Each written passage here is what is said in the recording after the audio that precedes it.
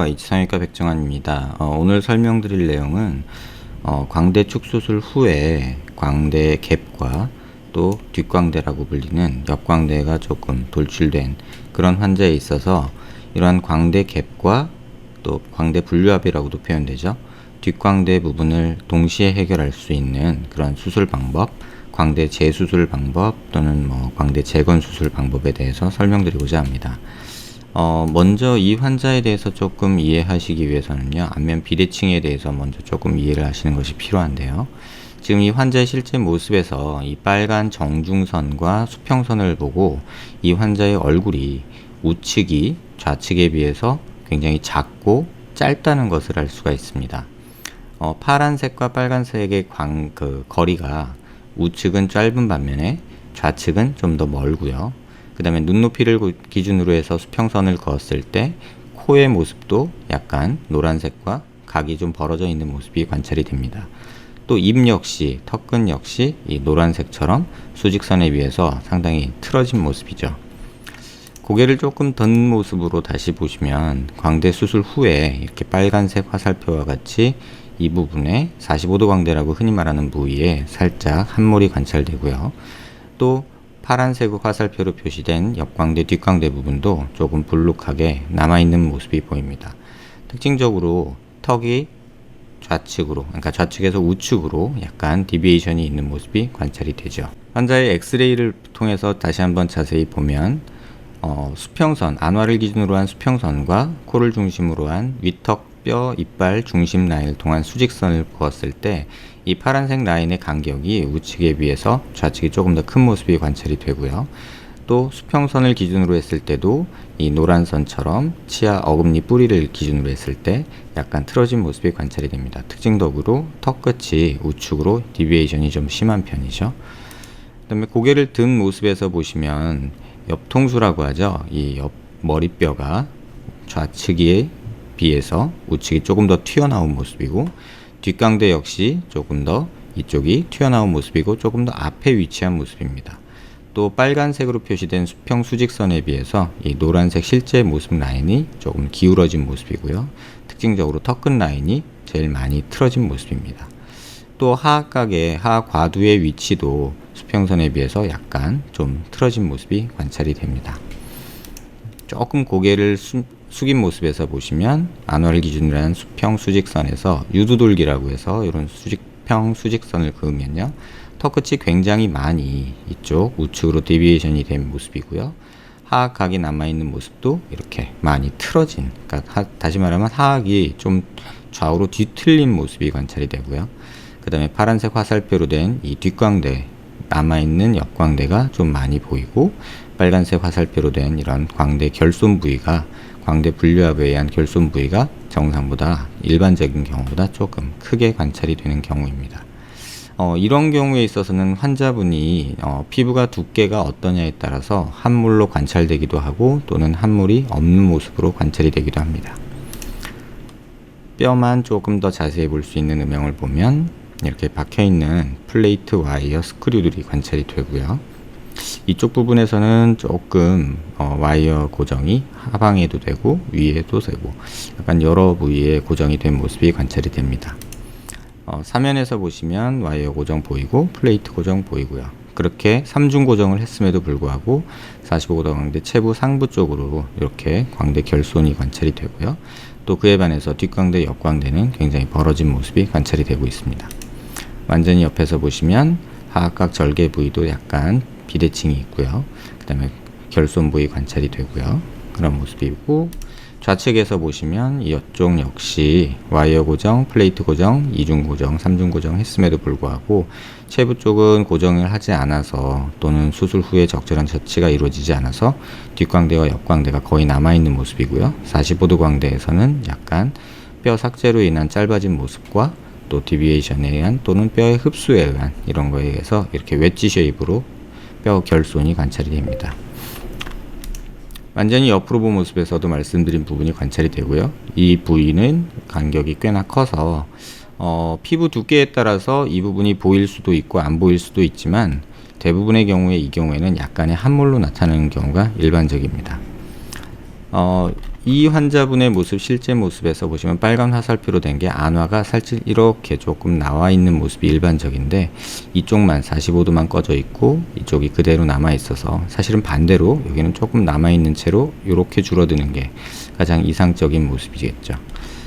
실제 환자 CT 모습에서 조금 더 참고하실 내용 몇 가지만 좀 말씀드리면요.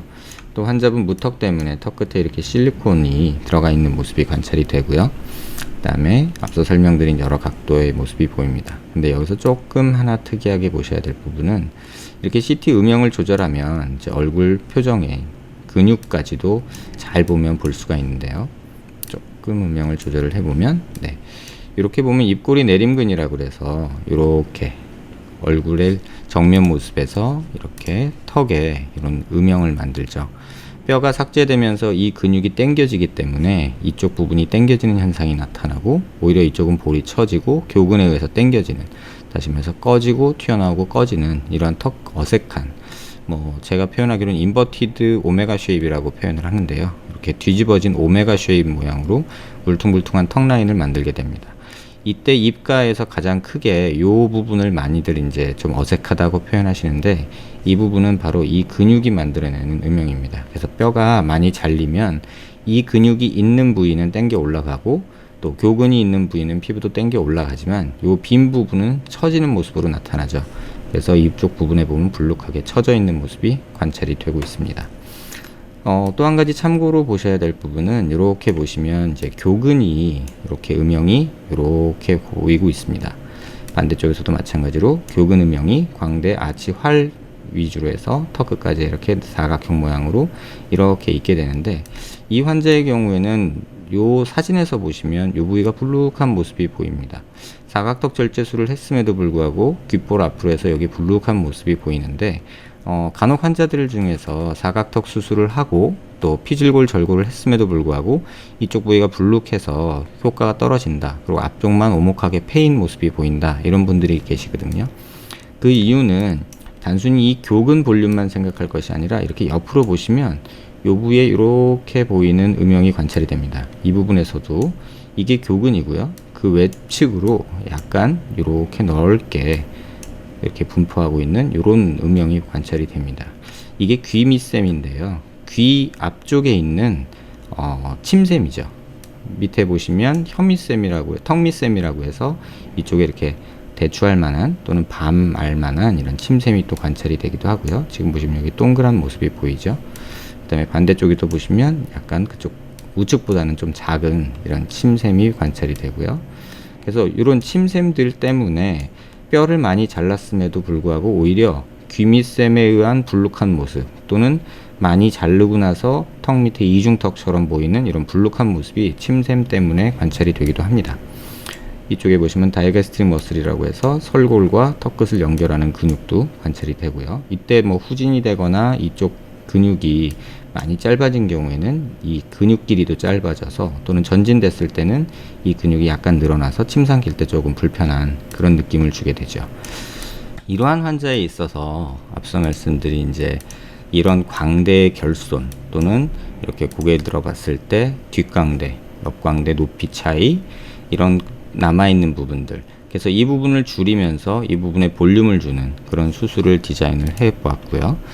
그래서 수술하기 전에 이전에 설명드린 임플레이트라는 것을 디자인을 해서 이 부분에 맞게, 또 이 부분을 줄인 모습에 맞게 이렇게 보형물을 3D 프린터로 디자인을 하고 출력을 해서 수술을 시행했습니다.